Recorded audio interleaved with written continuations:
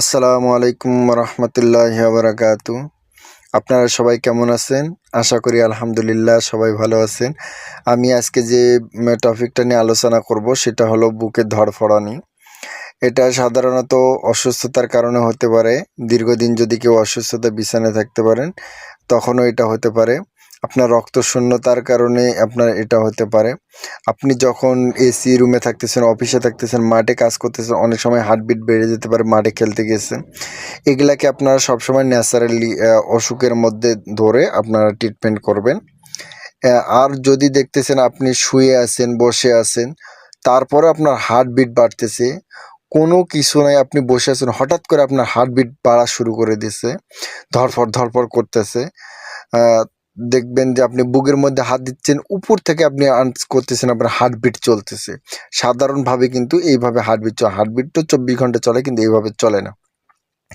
যদি এই রকম সমস্যা হয় তখন আমি যে গাছটা বলতেছি এই গাছটা যদি আপনারা ওইভাবে প্রয়োগ করেন ইনশাল্লাহ আপনাদের এই বুক ধড়ফড়ানি প্রবলেমটা একদম বন্ধ হয়ে যাবে।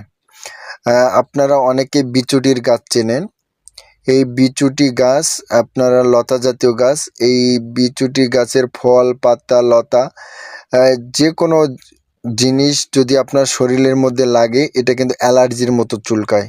আপনারা হয়তো বা গাছটা অনেকেই চেনেন বা দেখলে চিনতে পারবেন। এটা বিভিন্ন রাস্তাঘাটে জঙ্গলে লতার মতো গাছটা হয়।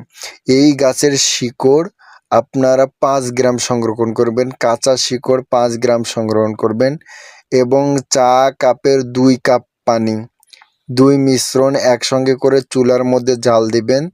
দেওয়ার পরে যখন 1 কাপ পরিমাণ থাকবে তখন এটা চুলা থেকে নামে ঠান্ডা করে সুতি কাপড় দিয়ে এটা ছেঁকে সংরক্ষণ করবেন এবং সকাল বিকাল 2 কাপ চামিচে বা 2 চামিচ করে পান করবেন।